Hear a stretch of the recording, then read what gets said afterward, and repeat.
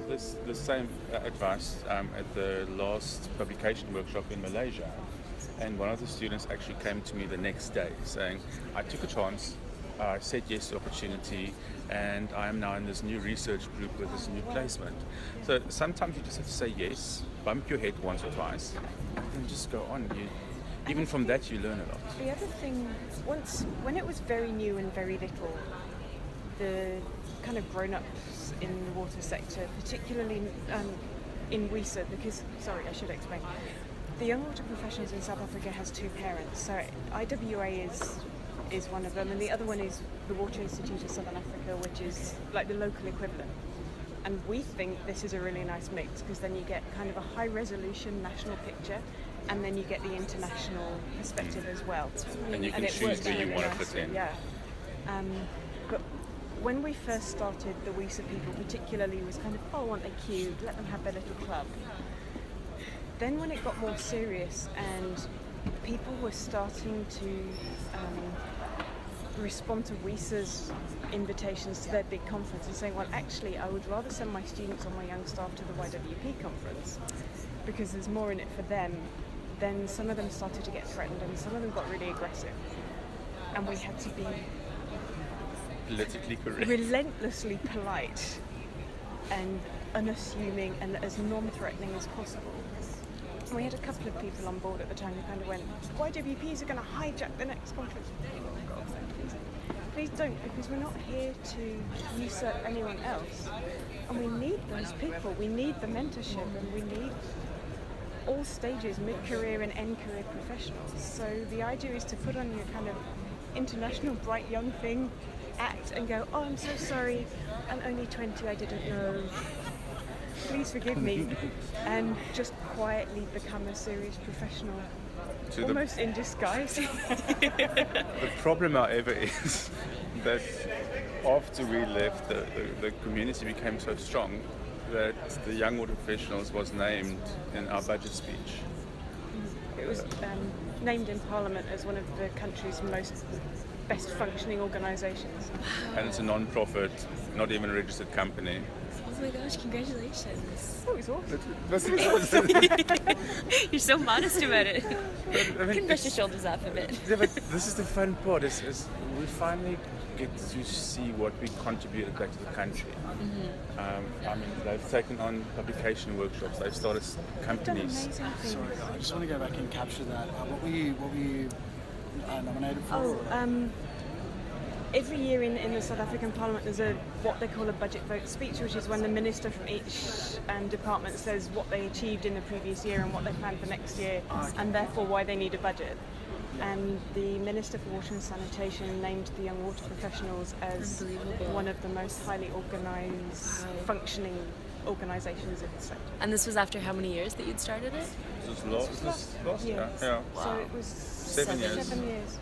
Amazing. Because we're now not in the National Committee but we're still involved. They can still come and ask and go, I got an email from Nora, when you did the second conference, how did you do this? So we're still accessible there. And do you have any concept of the numbers of growth? You said you started just the two of you. What has it gotten to? On the YWP ZA Facebook page, there are about 3,500 likes.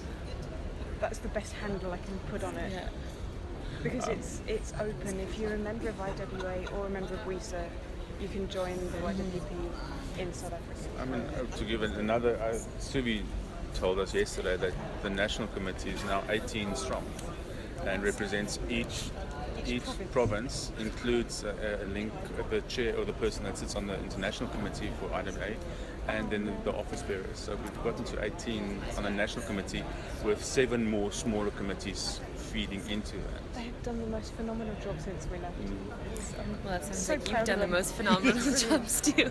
And it's when you do yours, you're going to go through, because it's a voluntary thing, you go through peaks and troughs of the number of people involved. Because I think twice when we were looking to, we're getting to the 35 years old point and thinking about what happens next. You can't force a succession plan because it's not an organisation that employs anyone. You can't make people volunteer. But if you have something good going on, they just will come and you just have to chill. Good attracts good. Yeah. We just invite them and say, come and join us, come have fun with us, and then hopefully they sort of see what we mean. That's the only way you can do it, is just to show them it is fun to do this. And it's very flat. There's no kind of hierarchical arrangement, especially at the beginning, because it was so few of us. So even the last person in is an equal member.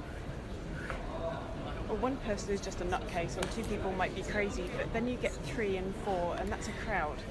And a crowd is news, and news creates a buzz, and then people join. So maybe just to wrap up, this might be a very difficult question based on what you've said and how it all seems like highlights, but has there been maybe one or two key highlights over the past 8 years of doing this, of maybe key milestones or things that you were like, wow, this is really something for me? For me, 2 of them that stands out, I may start crying soon. The 2 of them that stand out for me from a national events was when we opened the first conference and you stood on the stage and there was this huge crowd and you go with, The second one was the last conference where Joe and I stood there, and as a parent you can go, you're sitting with 450 people, parallel sessions, fully booked with making a surplus almost, and it was just this amazing event. And I remember I went to it going, we did good. It was a good thing we did. Oh, that was good. Yeah. Sorry. I don't know about you, but that was my fondest. You got me going. I don't want to give alternatives because... No, give alternatives because there were so many. I just want to add one thing that I think sums up the culture that has developed even more strongly since we left, actually. And it was there was a big conference in May that was a national thing, and we had like in the career hub here, we had a set of parallel things, sessions really. And we were doing kind of early career advice and reassurance, actually, for people looking for their first job. And there was one girl who wanted to talk to me afterwards, so we went for a coffee. And she's bipolar, bisexual, got a job in a very conservative utility as a process supervisor, and the staff would take no notice of her whatsoever because she was too young, the wrong gender, the wrong colour, the wrong everything. And her immediate response when she came to IWP was not, poor me, what should I do, but how do I volunteer for other people who get their first job and they hate it, because they need to know that it is not just them. And I think that's... My God, goosebumps. I just joined a second ago. Special. Crying. Oh, you're crying? Oh my God. I know. And Wow. all I would say was, she doesn't know how special she is, that she went through such a horrible time, and her response was to say, this shouldn't happen to anyone else and I want to help other people. And I thought that was everything we wanted when we set YWP up. That's exactly what we wanted it to be. Wow. It's a self-supporting community for people that don't have someone at work to talk to. It's a place where they Do you know where she is now? Yep, she's registered to do a PhD, and she's gone to, where's Rihanna work? Central University of Technology. Bloemfontein. And she's having an absolutely fantastic time. And I think she so deserves it. But that speaks to what we were trying to do in the beginning. It shouldn't be a group of colleagues, it's a group of friends. And I think we said it once, is that coming to these conferences is more about coming to see our friends than coming to a conference. We ask, the first thing I always ask is who's coming, and then who's presenting, what's the sessions. And I think you create this friendship where people feel comfortable. This is your professional home, and whoever pays for you to do your day job just has to understand that this is actually who you are. Can I just say from the bottom of my heart, as a fellow water professional, thank you so much for everything you've done. This is so wonderful to hear about. I'm like really emotional. Sorry, no, you've got to stop. I'm going to walk around and red eyes now as well. It's just been, it has literally been life-changing. Opportunities, and okay, it's extra work, but opportunities arrive that you can grab with both hands that would never come or would never come so early if you weren't willing.